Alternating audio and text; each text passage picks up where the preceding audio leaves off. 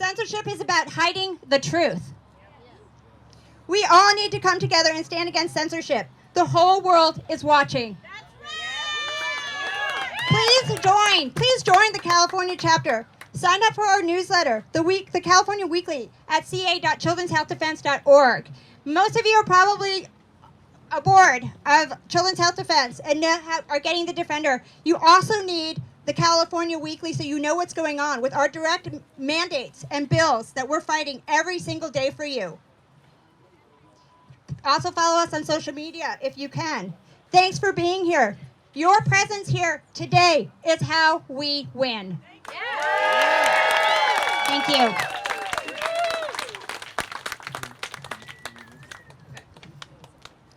Hi, everybody. Kristen, and I, Christina's right here.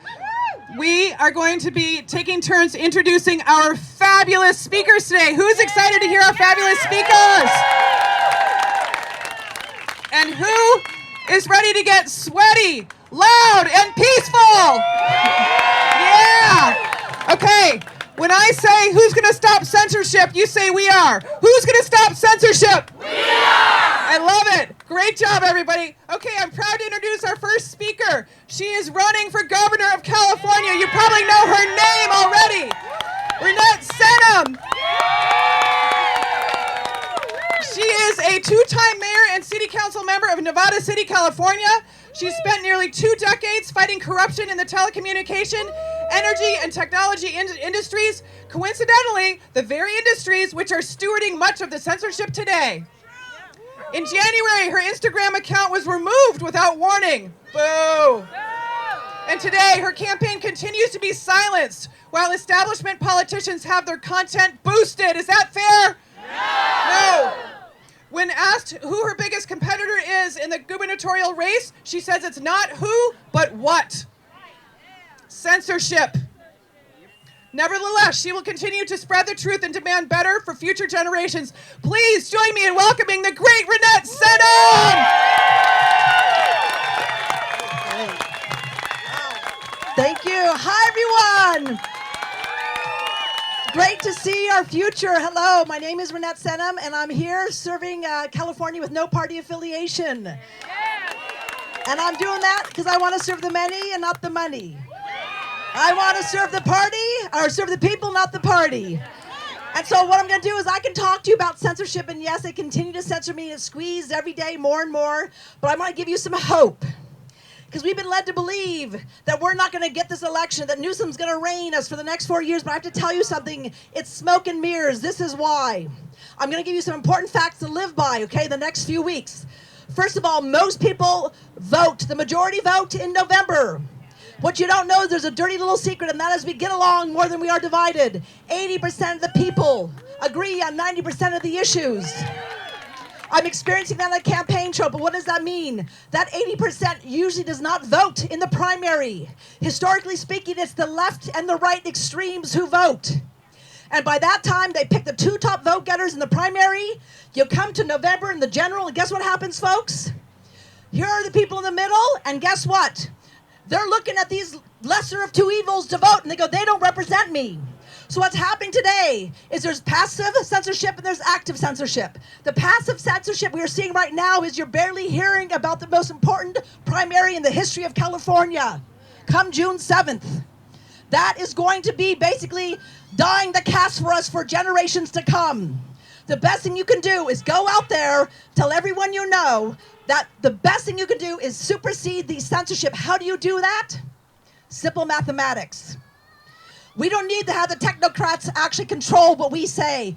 I go out there and I talk to 10 people and I say, I want you tomorrow to go talk to 10 people. Tell them they have got to vote the primary, right? Then what we have to do is have them go get another 10 people and they go get another 10 people every day. Did you know in less than 8 days, we can be our own form of censorship and we can actually reach face to face 100 million people. 100 million people. And the technocrats do not want you to know how powerful you really are.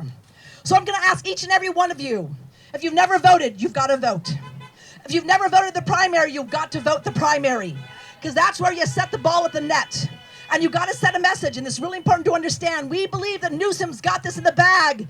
Did you know in the primary of 2018, when he was at his most popular, that 44 million Californians, or 40 million, and out of 22 registered voters, he only got 2.3 million votes.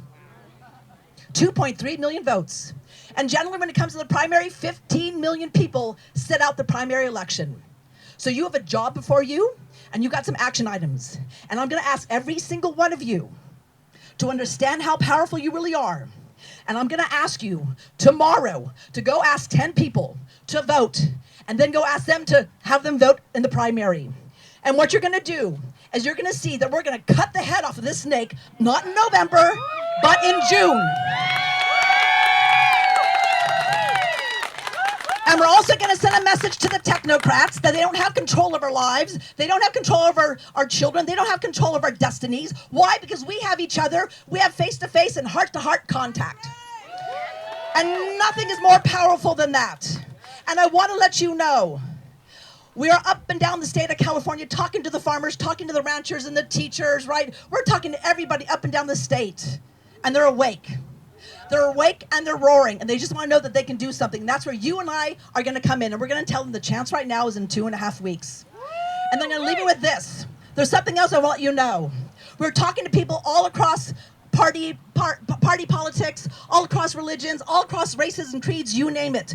And all we want is just some representation, some accountability, and some transparency, and that's it. And I am determined to give it to you. So, the other thing I want you to know, there is something that we've been encountering over and over and over, whether it's in the urban areas or the farmlands or the rural area. And what we are tapping into is this beautiful spirit called humanity. And there's this beautiful little quote I want to share with you before I say goodbye and also say thank you, and it is this. Man has never been able to invent a material as strong and powerful as the human spirit. And that is what I'm seeing rise today. My campaign is based upon the 7-generation principle. Every decision you make today should serve 7 generations from now. And I'm going to take you all to task. I'm going to ask you today, start serving that 7 generations by going out there and telling 10 people, we've got this, we've got our future. Thank you, everyone. Yeah.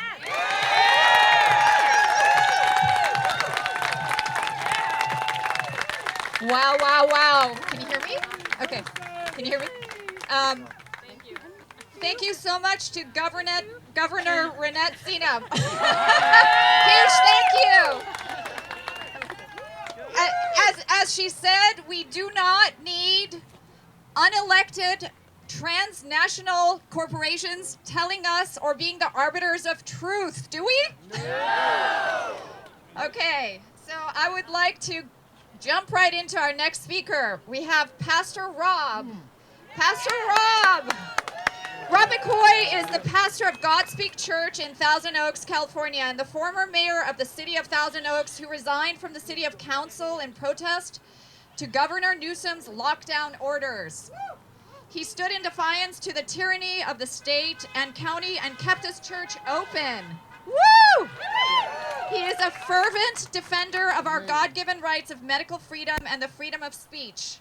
And he is the self-proclaimed title holder of being the greatest fan of Robert Kennedy Jr. Please help us welcome Pastor Rob. What a joy to be with all of you. You are my heroes, and I want you to give yourself a hand because you're absolutely amazing. Section 230 was given to the platform of all of these tech companies so that they could protect the freedom of speech and wouldn't be prosecuted for anything posted on their platforms. They've weaponized it and turned it against the people, and now they censor us. They manipulate our elections, and listen, they are responsible for the deaths of our children and injecting them with experimental drugs. And they censor the truth. Now, understand this. The truth is never afraid of a lie.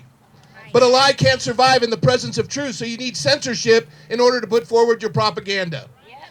Now, we're here as Americans with the belief of the First Amendment, and the idea is Congress shall make no law respecting the establishment of religion, nor prohibiting the free exercise thereof. And then it goes on to talk about the freedom of speech, the freedom of religion, the freedom of the press, and the freedom to peaceably assemble for right of redress of grievances against the government.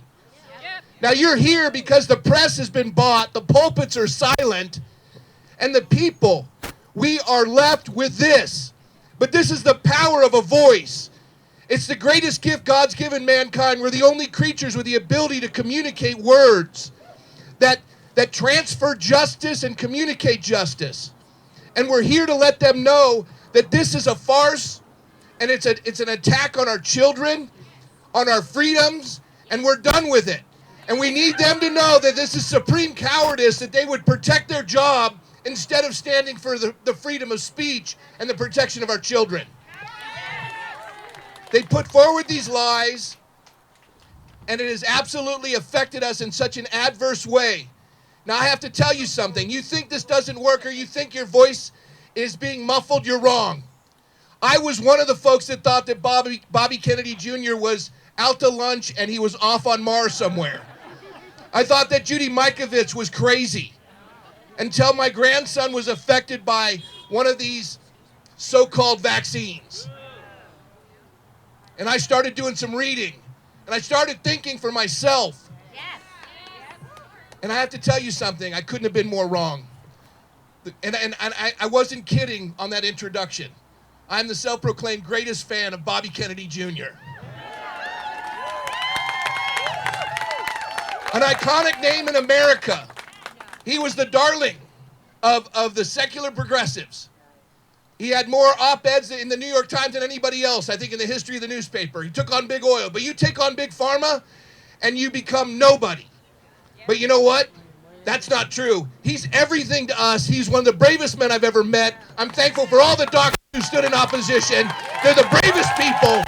And we're here today to let them know they're not alone, and we will not put up with this. And the numbers are growing. I'm new to this, and I am irritated and angry, and I am not going to put up with it any longer. And everything I have is going to fight for the generations to come. God bless you guys. Keep it up. Amen. Give it up again for Pastor Rob McCoy. Woo! I have the great honor of introducing Brianne Dressen, and we have something in common. I was vaccine injured, physically disabled, and brain damaged in the 1990s when I was running a group for Apple. And today I had the pleasure of meeting Brianne, who was injured by the COVID-19 vaccine. And she's sitting here right now. I'm going to read her intro. Brianne was injured by the AstraZeneca COVID vaccine in the clinical trials. Her injury turned her life upside down. Her life changed from being a healthy preschool teacher and mother of 2 young kids to in and out of hospitals, ERs, and doctor visits. After participating in research at the NIH and pleading with the FDA and the CDC for a year without any substantive response, Dressen co-founded React19.org, a patient advocacy organization for COVID vaccine injured. How about that? How about that? Dressen's support groups house over 19,000 COVID vaccine injured people. That's amazing. These support groups have been shut down multiple times. Individuals coded as, quote, misinformation. Brianne hopes to share her experience to shine a light on the real impact censorship has had on those in her situation. Please join me in giving a very warm welcome to Brianne Dressen.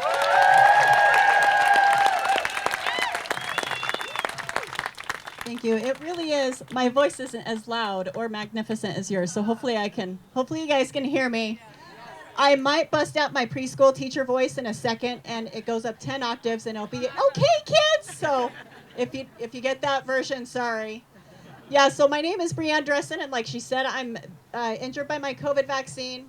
I was totally healthy before this. Life was great. You know, I hiked mountains, I climbed. I did everything I could to support those around me. When the pandemic began, I enlisted in the fight by enrolling in the clinical trial. I never thought a vaccine could do what it did. And of course, now I've been red-pilled in the worst possible way. So I started with the electrical shocks. I lost control of my legs and my bladder. And I couldn't eat, I couldn't sleep, I couldn't breathe. It was the worst experience I've ever had in my life, and I never, ever want to see someone else have to experience what I did, and I definitely don't want them to have to experience or live this nightmare alone. But that's exactly what Zuckerberg and mainstream media and big tech have done to us. We have over 19,000 COVID vaccine injured that are clinging to each other for dear life. And I'm not saying that to be extreme. We rely on each other for help, to find doctors, to find remedies, to just listen to each other. The benefit to having a support group is if there is somebody in need, there is always somebody online that they can reach out to for help. We have saved thousands of lives. But the tragedy is, because of Zuckerberg, because of the censorship, we have also lost many lives. I myself know of 21 people that have killed themselves because they have not been able to access the appropriate emotional support that they needed at the time they needed it most. And 1,000%, that is on Zuckerberg's shoulders. So we've been called everything in the book, right? We've been called, anti-vax, which fine, whatever. That's great. I'll proudly wear that badge now. We've been called misinformation. My life is not misinformation. Misinformation is now information that I don't like. And it's not okay. As I would tell my preschoolers, it's just not okay. So the attack on us only ramped up the more we went public. YouTube shut us down. Vimeo shut us down. They all told us there is no evidence to say that this is a real thing. I'm in a wheelchair now. I used to hike mountains. You're going to tell me that that's not real? That I'm making this up? Thanks. Ernest Ramirez, father of Ernesto Ramirez Jr. His son died after myocarditis to the COVID vaccine. He cannot say that his son died from the COVID vaccine, even though it says it on his death certificate. He gets suspended from Facebook. He gets shadow banned. He gets silenced. The same thing happens with Sean's dad. I don't know if you guys know. Dan Hartman, Sean Hartman's, he died from the COVID vaccine in Canada. It's the same story there too. Maddie DeGarry, there's Juliana. We have 35 kids in a support group together, and they're all hiding quietly together. A young mother of 4 was injured by her COVID vaccine. She came into our groups. She was afraid, just like everybody else. She had expressed her personal experience on her Facebook page. She got shadow banned, and then her Facebook page altogether, she went to Facebook jail. For some people, they think this is funny, but, she sent me a message, and in the message, she said, "Bree, I'm so desperate. I need help. I'm not sure if you can point me in the right direction. I'm scared, and they keep pegging me as depressed. I can't find a doctor to help or even talk to me without thinking it's anxiety. I'm basically disabled because my brain doesn't function. I have no life anymore. I'm scared for my future. I need to heal for my family. I can't see living like this for another 40 years. No thanks to Facebook, I didn't get this message. Her suffering and isolation grew too great, and she ended her life. It later came to light that she had messaged several admins for help. Her cries for help were automatically screened, automatically rejected by Facebook. She was cut off from her community when she needed us the most. She lived near me. I could have saved her. Her kids could have still had their mother. Murder by censorship. Absolutely. Silencing, suspending, muting people who are in dire situations leads to catastrophic outcomes. These people need each other. We need our cries for help to be heard. Instead, we are silenced, locked away, separated, and hidden. I have a message for Zuckerberg. You and your big tech buddies, your modern day book burning campaign, you are literally killing people. Thank you.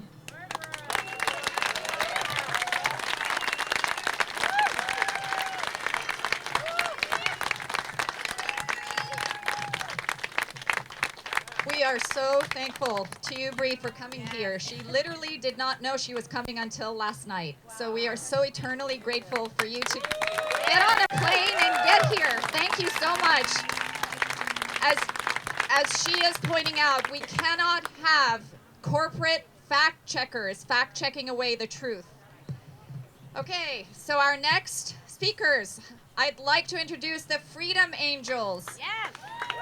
Co-founders Denise Aguilar and Tara Thornton, mothers protecting human and civil rights, fighting discrimination, segregation, hate, and extremism, and working to create a free, equitable, healthy, resilient, and just world for our children and all generations to come.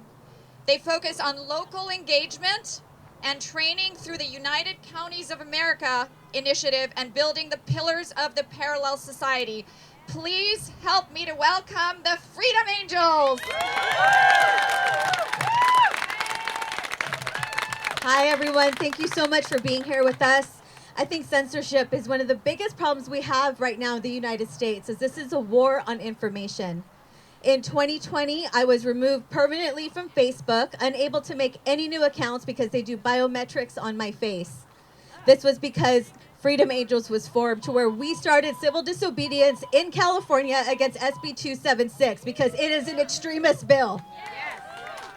We will not sit by quietly and politely anymore because this is now at our front door attacking our children. And Facebook, Instagram, TikTok, they know if they separate us, we are not as powerful as we could be together. They know that we are scared to be alone because it is scary to be alone. So they remove us and they censor the information in hopes that the truth will never come out, but the truth will not be hidden for very much longer, as there are so many of us forced into the community now. That is one of the blessings of censorship. We are now out in our communities working local engagement, putting pressure on our local representatives, because we are no longer going to allow this type of tyranny to happen in our country, in our county, in our city, because every level of government matters, and they know that. There are 3 organizations I'm involved with that have extreme censorship. One is Freedom Angels, where we are no longer allowed to go on Facebook or any other mainstream site. Then it's Lexit, which is the Latino exit from the Democratic Party, because we're done. And then it's Mom Militia, a group of homesteading, homeschooling mothers that the government fears. But we are out in the community, and we are going to stop all of this tyranny. That's right, Freedom Family. When we started civil disobedience in 2019 and stood on chairs, in that moment, when I stepped up there, I knew that I couldn't be silenced, that I couldn't be shamed, that they could arrest me, but they couldn't stop me, because I was aligning with soul. I was aligning with truth. And that is what each of us are doing here today. When the person here yelled, "murder by censorship," it is nothing less than that. Censorship is the tool of the tyrants, of the authoritarian regimes that seek to control and enslave. They are not aligned with God. God has created us to be free beings and not slaves. The day that they approved the COVID shot for 5-year-olds under the EUA, the next morning, it was no coincidence that they censored Freedom Angels, Denise and I and 4 of our team members at 8:30 a.m. on a surgical strike by Zuckerberg against mothers, against anyone that would stand and speak for freedom, that would demand transparency. Shame on Zuckerberg, and shame on anyone that would censor the voice of a grandmother who's been injured, of a child who's been segregated from school. That is not what a free or just society does. Zuckerberg should claim his place among the dictators and oligarchs of the world that use censorship as their tool. It is an illusion of freedom. If you are pretending that your corporation is free and part of a republic, no. This is a measure of authoritarianism, and it is nothing short of that. Have no shame. Never let your voice be silenced, because the people that you know in this world are depending on you.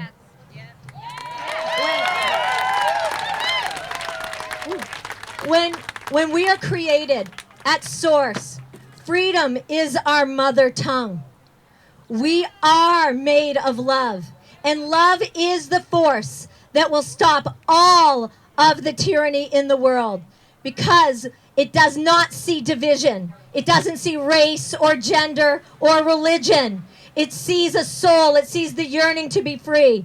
And in that, together we'll stand and move forward, never silenced, never surrender, and move forward in freedom together. We stand with each and every one of you. We are the media now. We are the voice of freedom.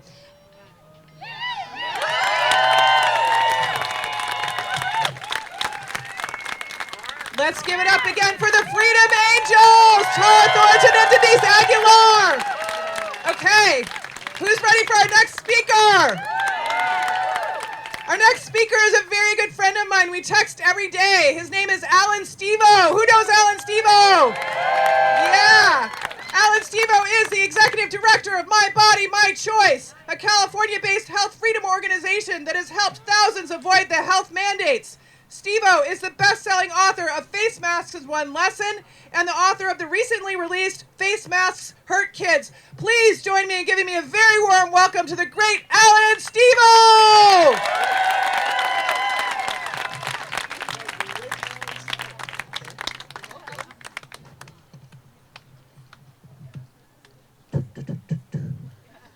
Okay, I want you to listen to me. No more whining. I don't want to hear anyone in this group ever again whining about censorship. We're standing in a special place here, and there's a lesson to learn from where we're at. And that lesson gives you, it gives me, it gives everyone here an advantage. So come on in a little closer. Come gather around. Come on in, don't be shy. I have a story to tell.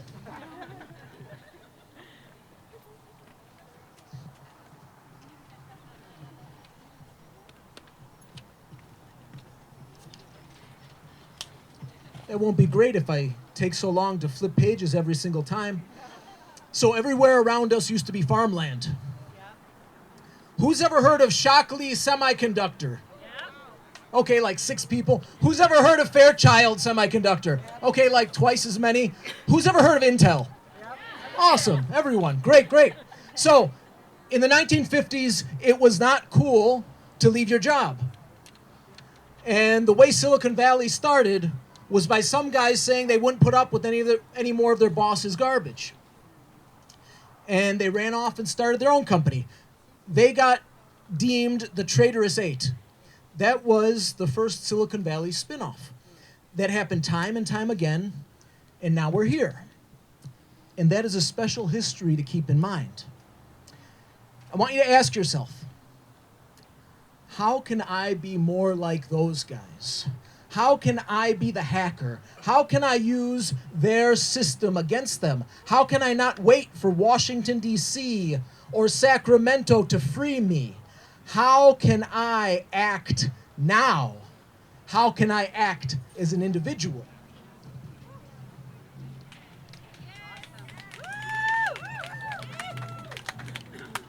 Do me a favor. If I say something that applies to you, put your hand up and leave it up. Who has taken quercetin?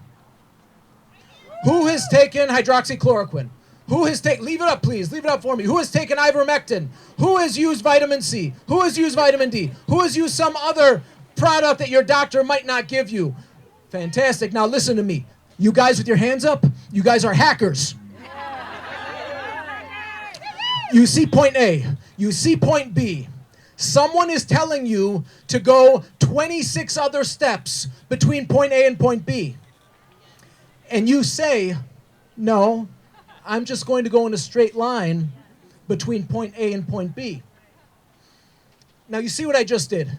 You saw how I showed you that you were a hacker, looking at the contorted world, and instead of following some confused leader, or worse, following some confused herd, instead you said to yourself, I'm good. I'm going to go from point A to point B in a straight line. That is a hacker. Now do me a favor. Put your hands up again if something applies to you. Who has ever used Naomi Wolf's dailyclout.io? Cool. Who has ever used Gab? Leave those hands up. Gab, anyone? A few more. Who's ever used Getter? Anyone Getter?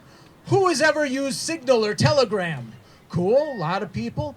And who's ever used some other social media platform in which, you won't get banned for using dangerous words from the dictionary like vaccine or shot or jab or toxic, lethal, deadly. Be careful.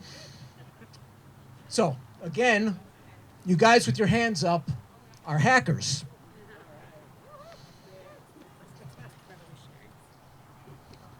Cora, is that a countdown or a count up? Do I have 2 minutes left or 3 minutes left? 1.5. Oh, Cora. Okay. Do you want to beat censorship? Yes. I'm going to show you how to beat censorship. I'm going to practice what I'm preaching. Do me a favor and take your phone out. Everyone take your phone out. I don't have a phone. Cool. If you don't have a phone, that's even better. If you have your phone, take it out. I once lost a small fortune by relying on Google. I did the easy thing by relying on Google, and that is not something we need to do. Who wants to know how to never rely on Google again? Who wants to know which search engines do not suck? If you want to know that, I want you to send me a text message. I set this up about 30 minutes ago. I said, I don't want anyone Googling me today. You're never going to have to Google me again. I want you to send me a text message. I want you to text the word truth, T-R-U-T-H, to the number 3377, 3377. When the lockdown started, I realized what a lie we were being told. My team and I spent days trying to figure out which search engines weren't lying to us, and we went over and over again through this. Oh, I need a minute, Cora. Literally 60 seconds. We figured out pretty much all the search engines are awful. We found 2 that worked. The worst search engine, worse than Google, worse than Yahoo, the most censored search engine was, according to our results, DuckDuckGo. So if you want that info we had from the search engine research, send truth to 33777. But I'm not going to stop there. 2 3s, 3 7s, 33777. I'm not going to stop there. I'm going to send you inspiring messages every day. I'm going to send you ways to get more involved every day. And it's not going to matter what Google thinks of me. It's not going to matter what Google thinks of you. Just as long as you want to keep hearing from me, you're going to hear from me. Now, there are all kinds of ways to beat the big tech oligarchs. And the best is to be better than them, to be better Silicon Valley hackers than them, something everyone in this group can do, and to support the other good guys doing better than them. Thank you.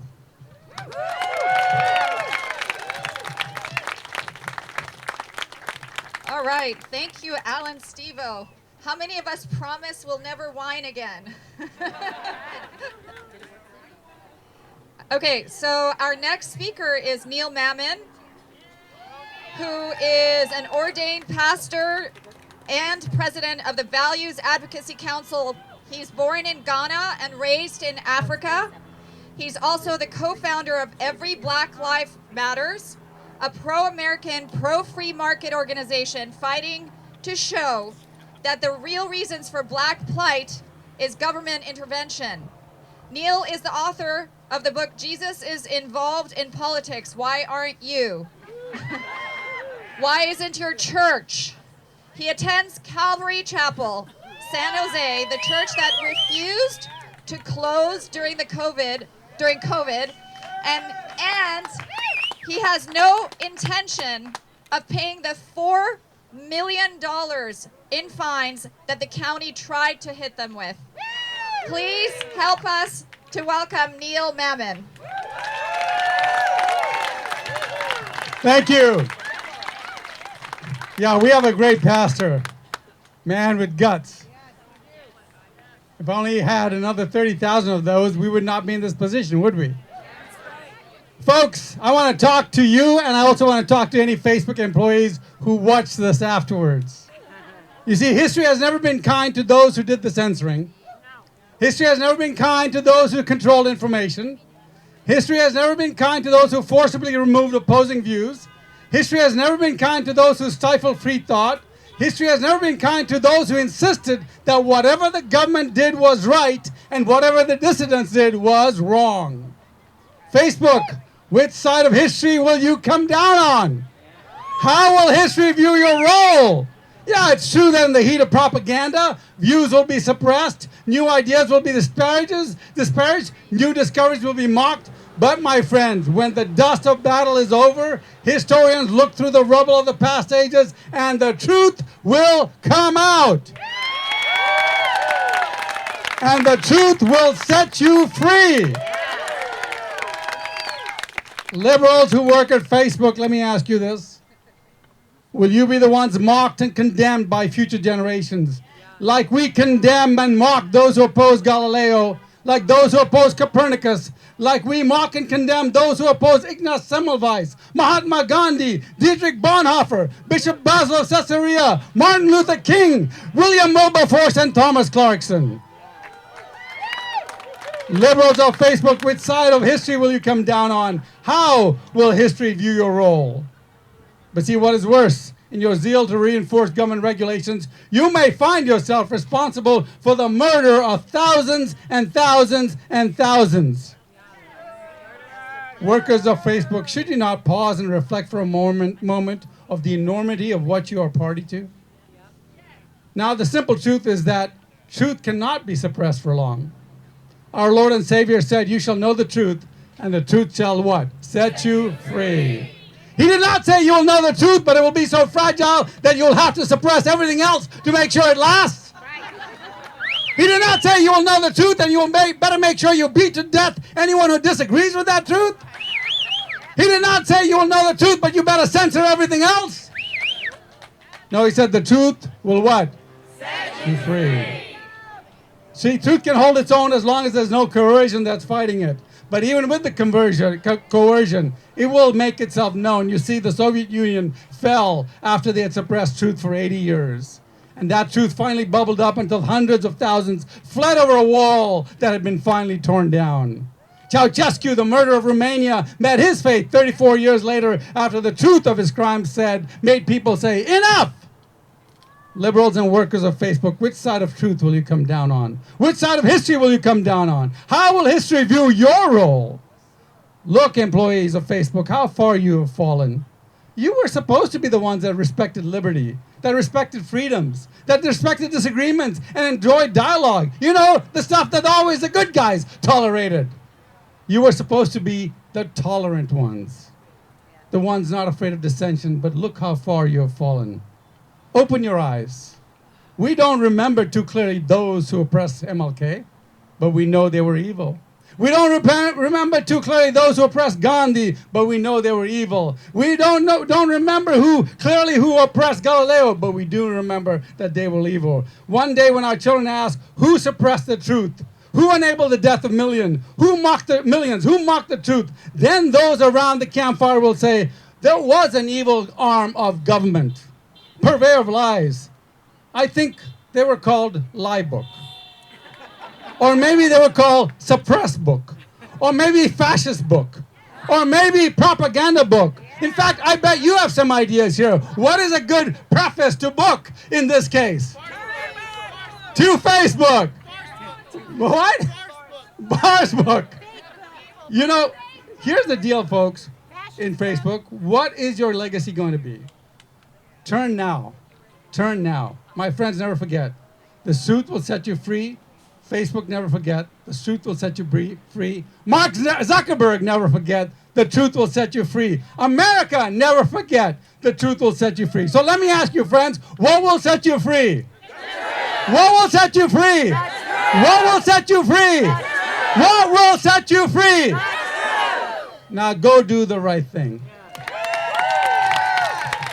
Give it up for Neil Mammon! Woo! Who's ready for our next speaker?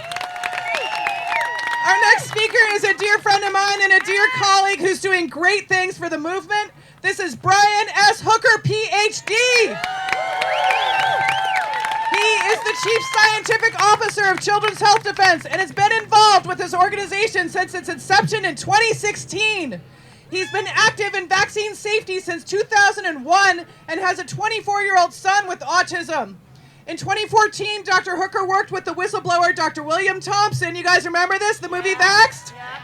To expose the fraud and corruption within the vaccine safety research in the CDC, leading to the release of over 10,000 documents.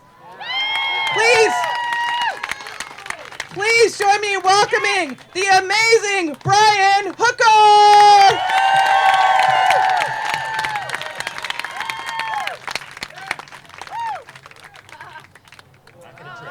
Oh my goodness. Thank you so much. My name is Brian, and I am in Facebook jail. I am in Facebook jail!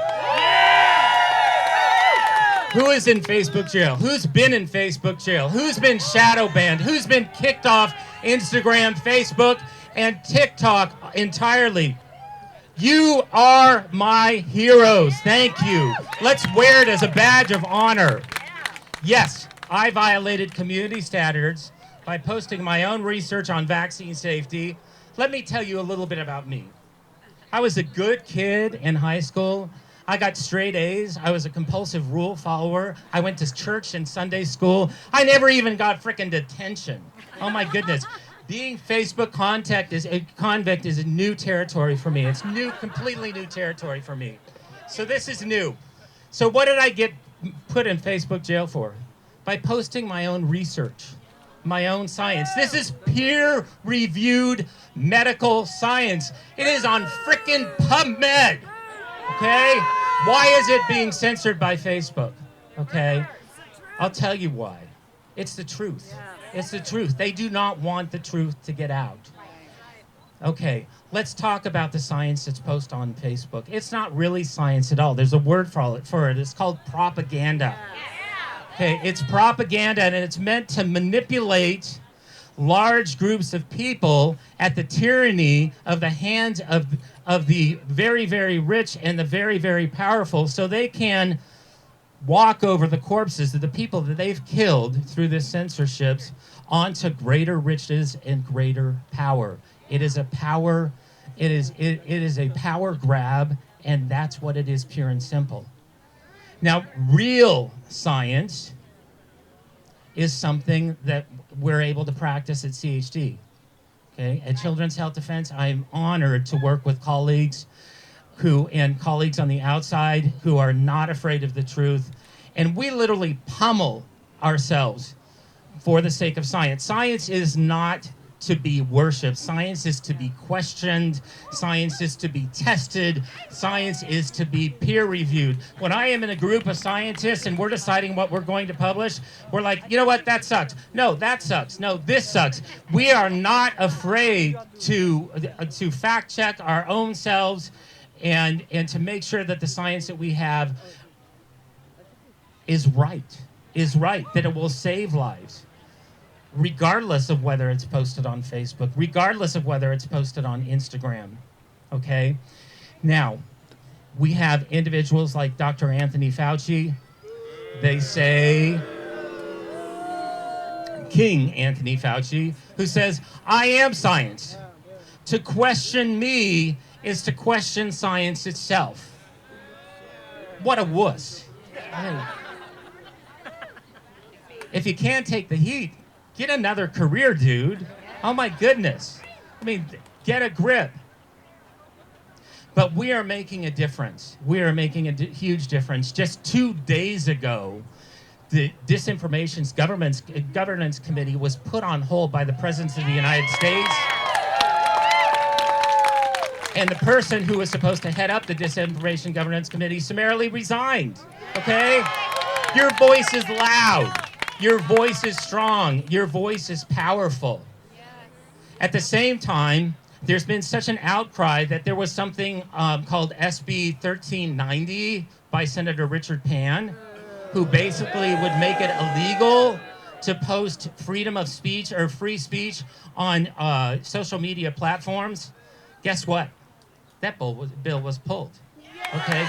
You're making a difference. You are making a huge, huge difference. Your voice is strong. Your voice is loud. You are powerful. You are all my heroes. Keep doing what you're doing. Be brave. Be courageous. Be loud. Okay? Take it from the compulsive rule follower who was the quietest person in class. Let's be loud. Let your voice be heard. God bless you all.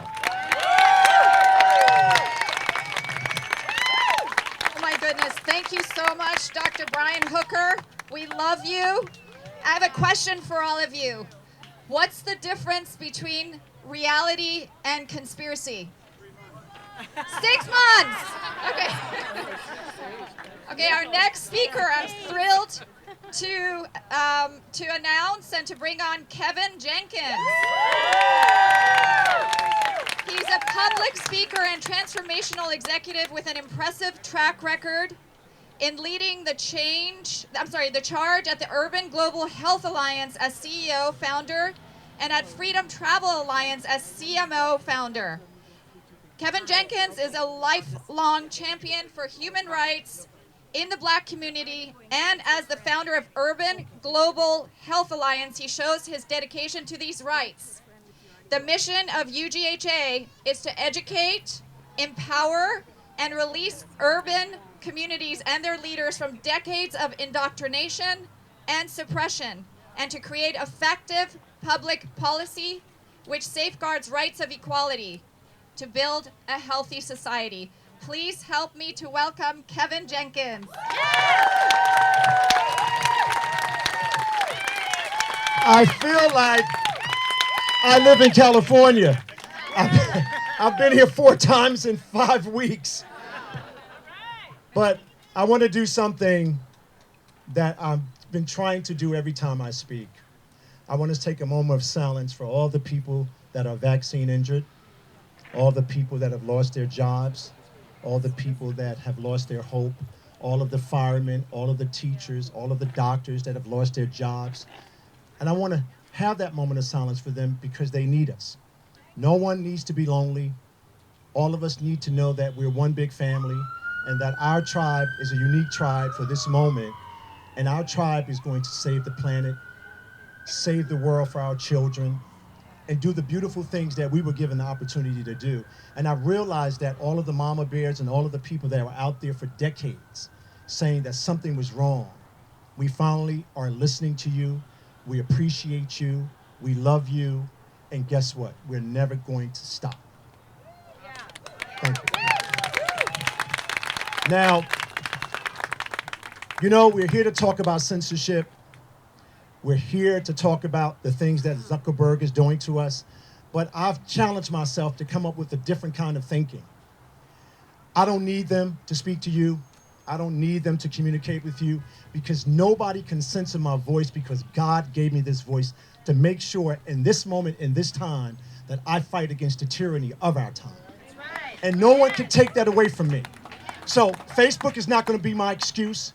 Nothing is going to be my excuse. I've traveled all over this country, and I'm telling you, America is alive and well. I'm telling you, people are standing up for their rights. I'm telling you, people understand the time we live in. I don't want you to think and not understand that. I want you to understand that the world is alive. I see more men. I see more young women. I see everybody coming to the table and saying, we're not only going to fight for us, we're going to fight for our children, and we're going to fight for this planet, and we're going to make sure that every child is free. Now, a lot of us, we always talk about the Constitution. We always talk about the Bill of Rights. We always talk about our rights, but we have to admit to all of ourselves, we gave it away.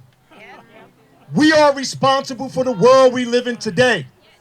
Not them, not they, but we. So today we're coming together as we, and we're going to send a message to the world, all the global tyrants, wherever you are. When they censor us, we go bold. When they censor us, we go loud. When they censor us, we never stop. See, that's what I'm listening to. I'm listening out there. I'm listening to what people are saying. What do we do? What do we say? We get bold. We get loud. Now, guess what? Tyranny will not win because we are God's children. Tyranny will not win because we're going to stand in the gap to save the planet. Because they believe if we just keep pushing negative information out there, negative energy out there, you're going to run away. You're going to be afraid. You're going to say, you know, we can't win this battle. But Martin Luther King didn't believe that. Ida B. Wells didn't believe that. Nelson Mandela didn't believe that, 27 years in prison. All of the people that sacrificed, we will never stand for this. Every vaccine-injured child, When I saw that young lady stand up here, because she was standing even though she was sitting, because she was standing for the earth. She was standing for God. She was standing for you. And she delivered that message, even though it was painful. But she will never be alone, because I will never allow her to be alone. I will work even harder for her now. I will work harder for every child in this country that believes they are alone. All of these parents, all of these human beings living in fear. I'm saying no way. Because we're going to inhale God and we're going to exhale fear. And we're going to show the world we have the power. We're the last voice. We're going to have a lasting monument. Our monument is going to be a monument of freedom, hope, and guess what? They can never win and they can never beat that. All of you in this room, all of you in this space, all of you here, Zuckerberg don't matter. He doesn't matter. He only matters if we give him our power. And he doesn't have power over me. I'm ordained. All of you are ordained for this moment. Now, I'm telling you this because you need to understand something. You're not really here to listen to me. I don't believe it. I believe there's something so brilliantly unique about you when you were born that it was put in your DNA for you to be standing up at this moment, at this time, at this second. See, I don't believe that. I'm just a vessel like all of these great speakers are. But see, God implanted something on you because even though we don't know it, but he knew it, that tyranny comes back around. But this is the great moment in time where we can break that tyranny forever. It will never look back.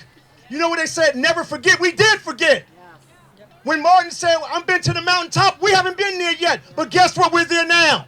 When he said, I have a dream, well, I have a dream that we reclaim the dream, that we stand up against bigotry, that we stand up against hatred, and that we find love in our heart, and that we come together, and we stand up against the tyranny the way that they did. They sacrificed their lives. They sacrificed their life for us. And what are we going to do? What are going to be our lasting monuments? Our lasting monument is a monument of fear and despair, or is it a monument of love and victory? See, every day I get up and I talk to people, I get quiet and I pray, and guess what? You might not believe it, I cry. But I don't cry for the reasons you think I cry. I cry because I know there's something inside of me that will never allow me to stop. I know that every time I look at my grandchildren and I look at my daughters and I look at all of your family and I talk to you, I know God is alive, hope is breathing, and guess what? We got a passion to save this planet. Now, here's what we're going to do. Today, you're going to leave here and we're going to break censorship up. You're going to get on that phone, mother, daughter, son, grandson, child, and you're going to call the loved one. And you're going to tell them, hope has arrived. We're going to stand together and we're going to weather the storm because God is in all of us. And we're going to lock hands right now. Everybody lock hands right now because I want you to feel the energy. I want you to feel the energy in this space. I want you to feel that energy right now. Feel that energy. And I want you to look at each other real quickly. And I want you to say loud. I want Zuckerberg to hear this now. I want him to hear this. I want you to say, I love you. Now hug each other and show the power of power. God bless you. God bless you. God bless you. God bless you. God bless you. Now go out. Now go out, everyone. Now go out. You ready? Go out. Go out and be bold. Wow, Kevin Jenkins. Who wants to follow Kevin Jenkins as a speaker? Wow. Okay, we have 2 more speakers left. Do you know who they are? I want to hear you chant Naomi and Bobby. Ready? Naomi and Bobby.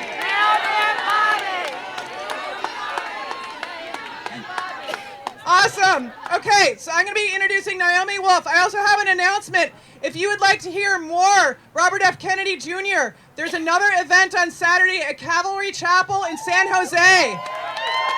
If you don't have your seat yet, please reserve it. You can go to vac.org. That's Neil Mammon's organization. Now you all know the great Neil Mammon, right? Yeah. So again, go to vac.org to see Bobby again on Saturday. He's going to go into a lot more depth than he's going to go into right now. All right, and without further ado, we have Naomi Wolf in the house.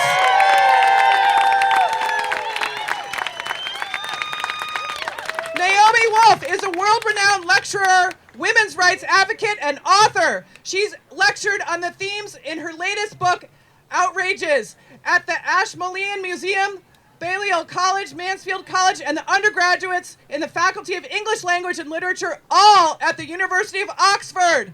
So she's clearly not a slacker, right? Wolf was an advisor on women's issues and messaging to both the Clinton re-election campaign and to the Gore 2000 presidential campaign.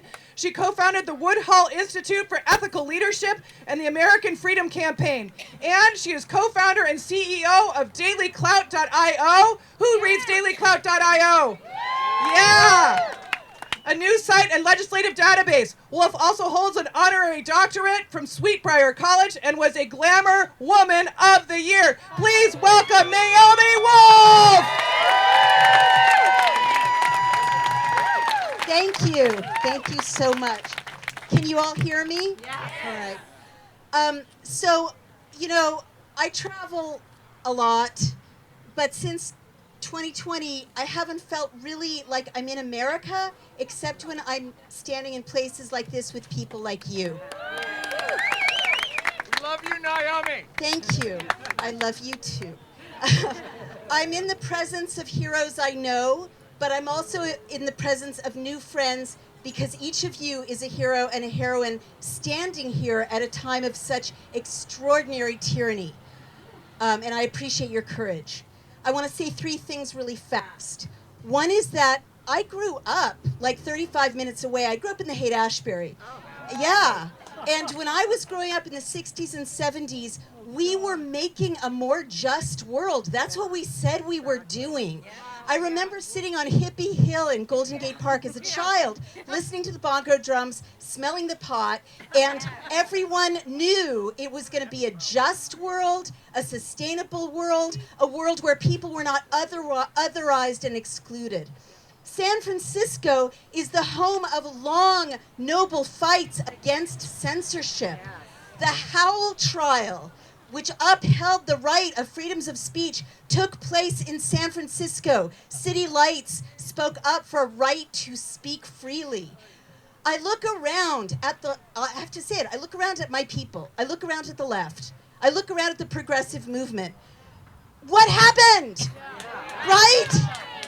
We are supposed to be, and I'm asking us all to join together, whatever our background is, to reclaim that legacy of freedom of speech, inclusion, equality, reject a two-tier society that came upon us like fiat. Leaving that aside, second thing I want to say to you is, why are they doing this, right? Why is Facebook, Instagram, YouTube, I'm 5 times deplatformed, most recently for posting primary documents of Pfizer released under court order. Yes. Why are they doing it? I want to tell you, I actually know why they're doing it. Like, it seems kind of weird. Why would tech companies, they're not pharma, right? Why do they care if people who are vaccine injured find other people who are vaccine injured? Why do they care if people find out about ivermectin or vitamin D? Why do, you know, what is in it for them? What's their issue? I understand, unfortunately, exactly what their issue is. Can you all hear me in the back? Because this is important. So I am now CEO of a tech company, which means that I understand how tech CEOs think to some extent. And this space where human beings are together, unmediated by digital technology, this is their competition. Think about all of the policies of the last 2 years. They don't make sense medically. The states that locked down did no better than the states and countries that opened up. The distancing turned out not to make sense. The masks didn't make sense. All of these policies, and I write about this in my new book, all of these policies, what they do is they kill off the human advantage. If you cover someone's face, they can't smile or communicate, which no emoji can compete with. If you keep people in lockdown, people can't gather to worship. Heroes of churches and synagogues are here and represented in this movement. You are forced to do everything, all your socializing, all your worshiping, your Shabbat services, your bar and bat mitzvahs, your Sunday morning gathering on digital platforms. When your child can't go to in-person school, edutech, which was a dog industry losing millions, is now gaining millions. When you make sure that mom and pop shops on Main Street can't keep their doors open and they can't hold on and they close, then Amazon is up 30%. And I followed the money and shown how this is a war on the human. This is a war on these spaces, these gatherings, these things we do together that technology can never match. And so part of what they want to do is really scary, and then I'll wrap up because I have 1 minute. It's not over. They're ramping up. They want to create a vaccine passport world in which you have to ask permission of technology with your body to be human, because all they understand is the subscription model. So they've put all of human experience behind a paywall, and that's your body. And the last thing I want to say is, and I have no time left, I have this project where 3,000 researchers read and report on the Pfizer documents. I will end by saying they are committing crimes against humanity at a massive scale, and that's what they don't want you to know about as well. So gather together in person, love each other, hug each other. I'm echoing Kevin Jenkins. There's no more revolutionary force. And thank you so much for everything you do.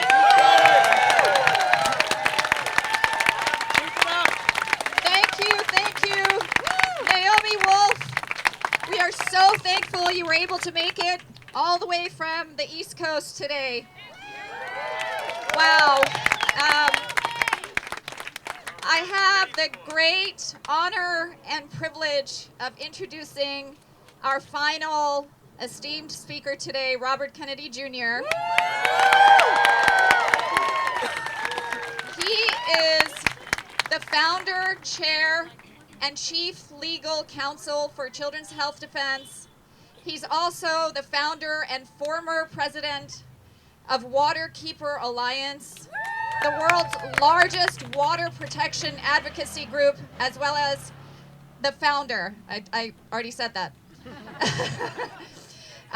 Bobby Kennedy has a long list of award-winning articles and best-selling books, including the New York Times bestsellers Crimes Against Nature and The Real Anthony Fauci.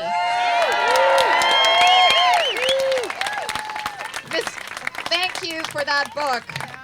Mr. Kennedy was named one of Time Magazine's Heroes of the Planet for his success in helping Riverkeeper lead the fight to restore the Hudson River.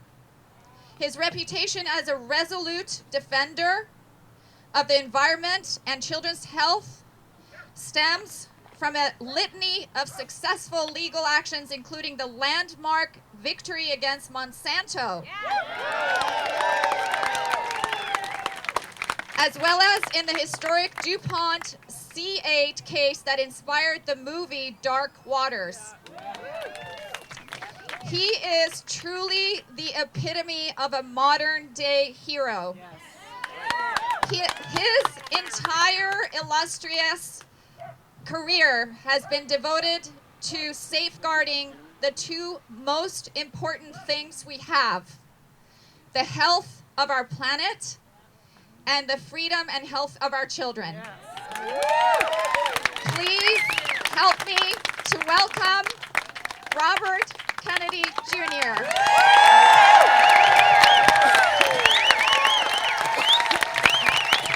Hey, everybody. Thank you, Christine. Thank you for all of you for coming out today, and thank you for the speakers who came from all across the country to be here and talk to you. I want to ask all of you one consideration, which is after I get finished speaking, we're going to go all across the street. We want you all to grab a sign. We're going to go across the street and we're all going to get our picture taken in front of Facebook headquarters. holding the signs with the speakers out in front. And we're going to make this an historic picture. So please, please don't go away. Grab a sign and come out and get the picture taken. I love what Naomi said about the idealism of our generation. And I have 7 kids, and they had the same kind of idealism, which I loved about them. They saw the instrument of change, of democratizing the globe, of bringing opportunity and knowledge to all the people in the most remote areas of the globe. This technological revolution that came out of their generation. And they saw Mark Zuckerberg as a hero, and Sergey Brin and Jeffrey Bezos and Larry Ellison and all the others were the heroes of that generation because they had created this technology that was going to bring American democracy to every corner of the globe. And that's what those tech titans promised us when they sold us this bait and switch. They have taken that technology, which they promised would democratize us, and they have turned it into the principal weapon of totalitarian control, of censorship. And you saw Bree Trisson, who came up here in her wheelchair, this beautiful soul, this beautiful woman, courageous warrior, who volunteered. She believed in the vaccine. She's now called anti-vax. Wow. She was at the front of the line, volunteering to take the vaccine to make sure that it was safe for all of the rest of us. And she ended up in a wheelchair. And the company lied about what happened to her so they could fool the rest of us into following her lead. And NIH lied and hid her injury from the public so they wouldn't have to acknowledge it.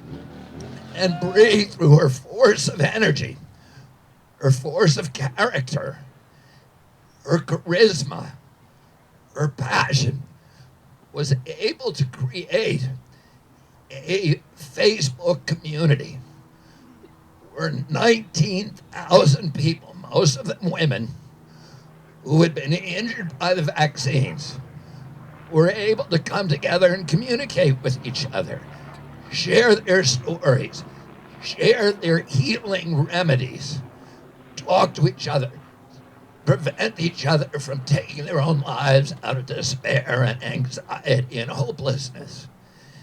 It was a place where they could meet, they could share information about doctors and healers and remedies.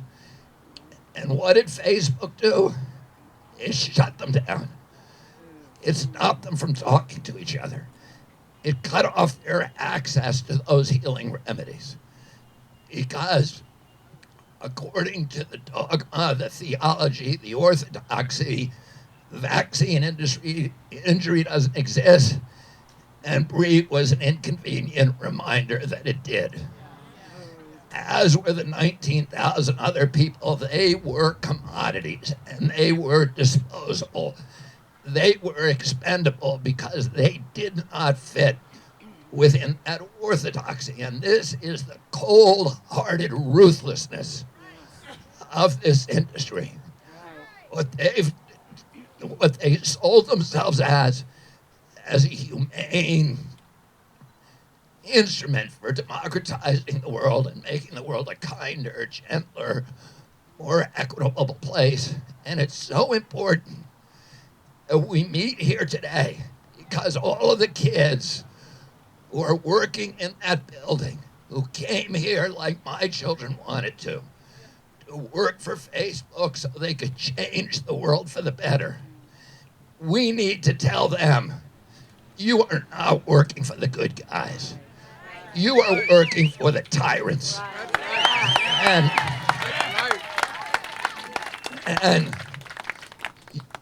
it strikes me as so strange that people from my political party, from liberals and Democrats, didn't seem to notice that the companies and individuals who were censoring criticism of the lockdowns were making billions and billions and billions of dollars from the lockdowns. These companies engineered the greatest shift in wealth in human history. They obliterated the American middle class. They shut down 3.3 million businesses, and they shifted $3.9 trillion from the American poor and middle class to the super wealthy. They created 500 new billionaires, and they created an oligarchy in our country of internet titans, of military contractor billionaires, of pharmaceutical kingpins, of corporate and public regulator technocrats, and media kingpins who will all get together to oppress the American people. It's exactly the kind of system, this aristocracy, this plutocracy that we've now created with the help of Mark Zuckerberg, that the founders of this country gave their lives and property to dismantle. So that kind of system would never lay its hands on the United States of America. Oh.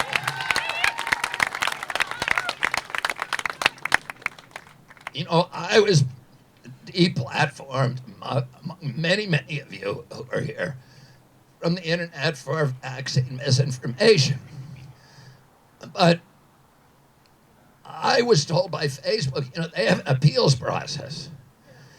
The appeals process is actually a very good process.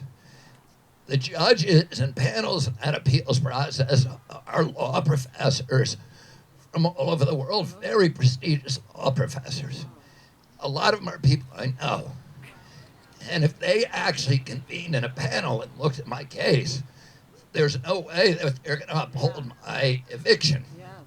So what did Facebook do? It said, you can't take advantage of that. You cannot appeal. And, you know, I was a law professor for 35 years, and I know most of these people. And so they would not let me appeal. And why is that? Because they knew that I have never broadcast any vaccine misinformation. We have at CHD an enormous investment in fact-checking. We do more fact-checking and better fact-checking, I can say, than any mainstream media outlet in America. We have on our... You can verify this yourself. Every fact, every factual assertion that we put on the Defender or that I put on my Instagram account is cited, was cited, and sourced to government databases or peer-reviewed publications. Now, we broadcast millions and millions of words a year. We're gonna get it wrong. I'm not saying we cannot get it wrong. You know what will happen if we get it wrong? Somebody will point it out. And what will we do? We'll change it. We'll admit we made a mistake. And we'll put up the true facts. We were never given that opportunity. And why is that? Well, we now have Facebook's internal memorandum.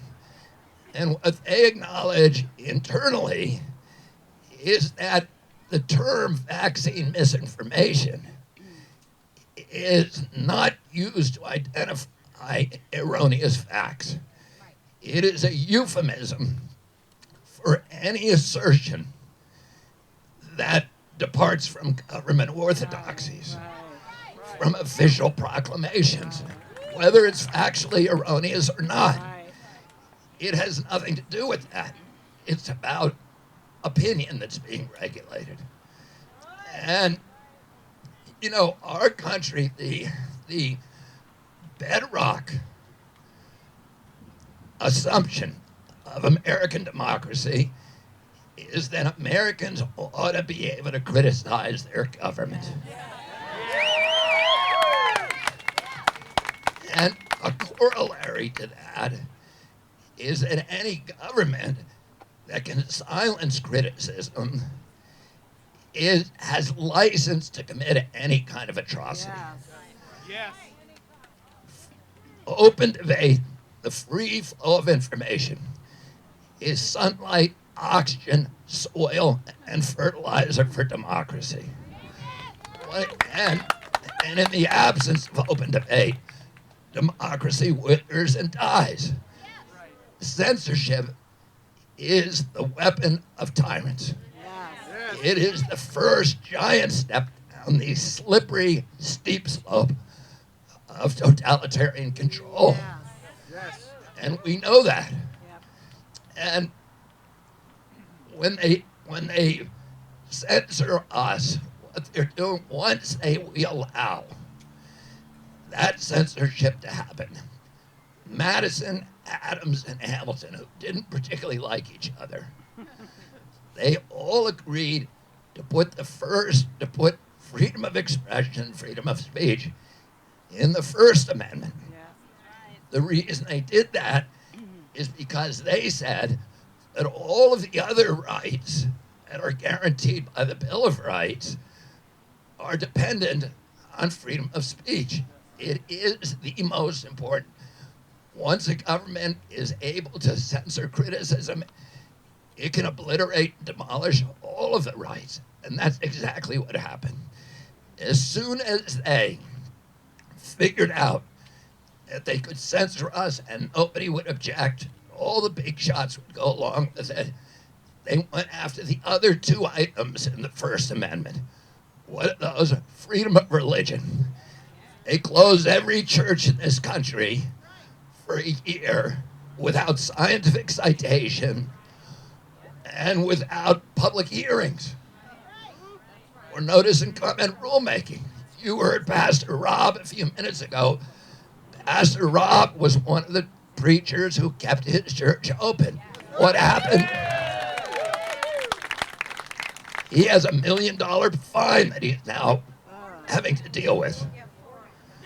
2 million, 4 million, okay. $4 million, it's gone up. Oh, and by the way, they closed the churches, but they kept the liquor stores open as essential business.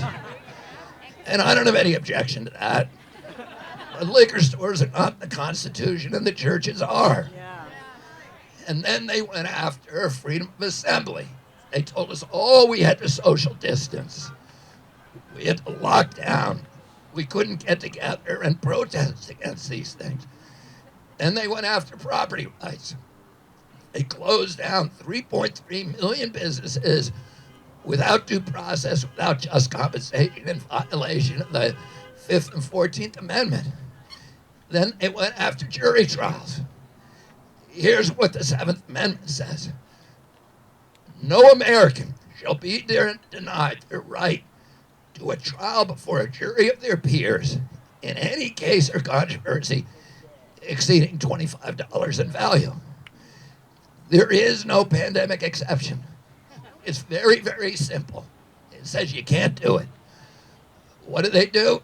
They said that if you're a company that is providing a countermeasure, like a vaccine, no matter how reckless or negligent your conduct, no matter how grievous the injury that you cause, no matter how toxic or unnecessary the components or the ingredients of your product, you cannot be sued. Nobody can sue you. It's a license to print cash and to injure the public.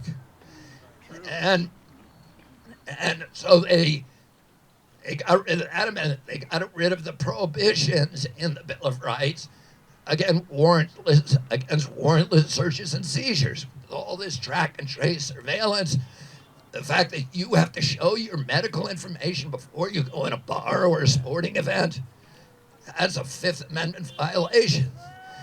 They got rid of, most importantly, the guarantee of due process of law. And what does that mean? What that means is, if you pass a rule in a democracy, there's two ways to do it. One is you get the legislature to do it. So you, Congress or the Senate, vote on a law and the president signs it. That's democracy. We have a remedy if we don't like it, which is to vote them out of office. But if a regulatory agency passes a law, Congress and the courts have put in place all kinds of safeguards because they say, you can't vote out the regulators. One of these guys could be in there for 50 years and never be elected. Tony Fauci, for example. Oh, there's no accountability to our democracy. There's no control. Oh, so the courts have said again and again, you have to do certain things before a regulatory agency passes a rule. What do you have to do? First, you have to publish the rule in a newspaper of record and in places that are calculated so everybody who is affected by the rule will have a chance to see it. Two, you have to do an environmental impact statement that explains why you need that rule. It gives all the scientific citations that you're relying on. It does a full cost-benefit analysis. It breaks down society and says, here's the people who will benefit, here's the people who will cost. Here's what the full cost is of the rule, here's what the full benefit. You have to show the alternatives that you considered.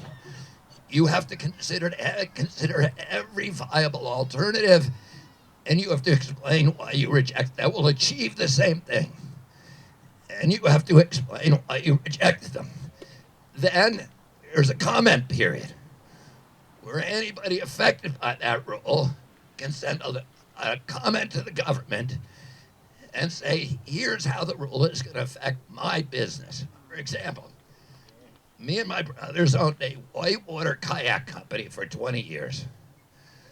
If the government said to us, you have to mandate that all your customers wear masks when they're doing whitewater kayaking, we would write a letter and said, they're gonna die. And they would have to respond. The rule says that every comment has to receive a response from the government. And if they can't respond, they have to amend the rule to exclude the application to that activity. Then there's a public hearing where Tony Fauci comes in with all of his studies and all of his scientists, and we get to cross-examine them.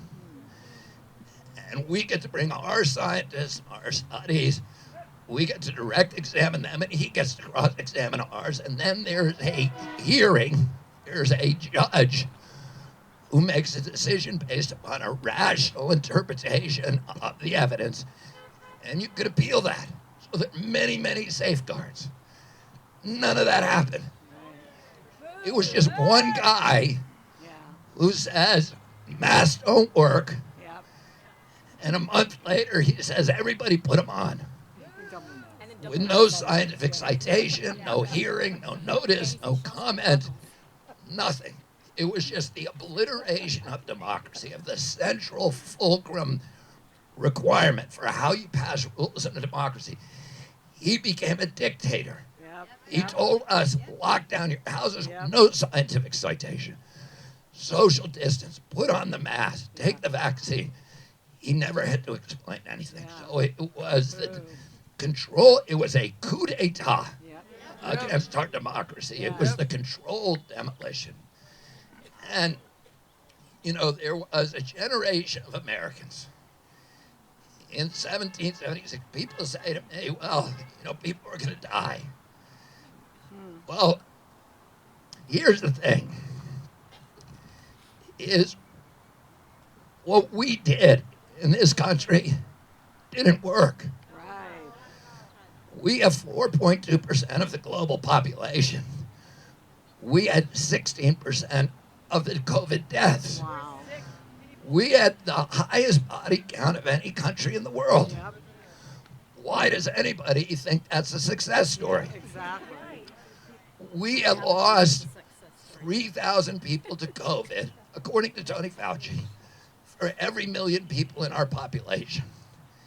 In Nigeria, they lost 14 people for every million. So our death rate was 200 times what they had in Nigeria. Why is that? Well, Nigeria has a younger population, and COVID kills the old, but that doesn't account for even a fraction of the difference. Nigeria has the highest malaria burden in the world. So the whole population is on hydroxychloroquine. It has the highest river blindness burden in the world, so half the population is on ivermectin.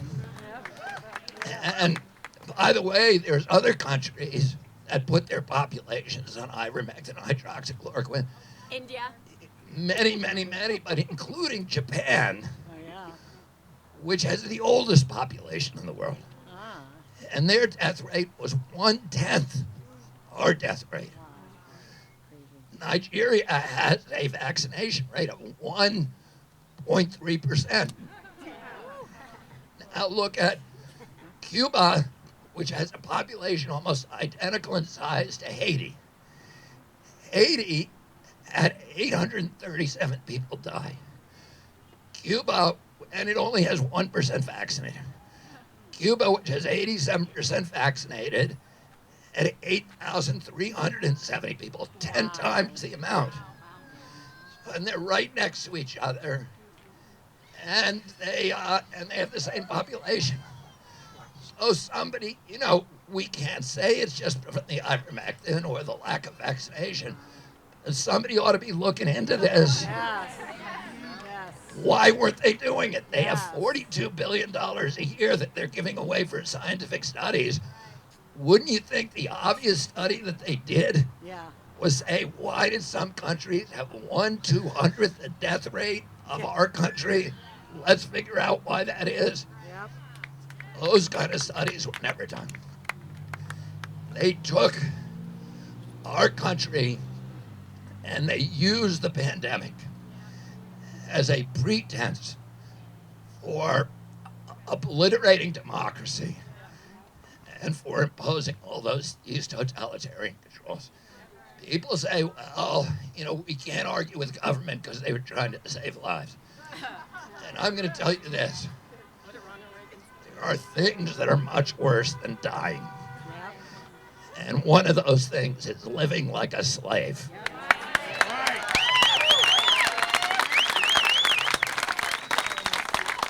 And there was a generation of Americans in 1776. And thank God they thought that way, because they were willing to put down their lives, to their property, their livelihoods, their reputations, their relationships, their safety, in order that we and our children could enjoy the rights that are enumerated in that Bill of Rights. And in 20 months, our generation has allowed Mark Zuckerberg and Tony Fauci to take all those rights away from us. And it's time now that we start a new American revolution.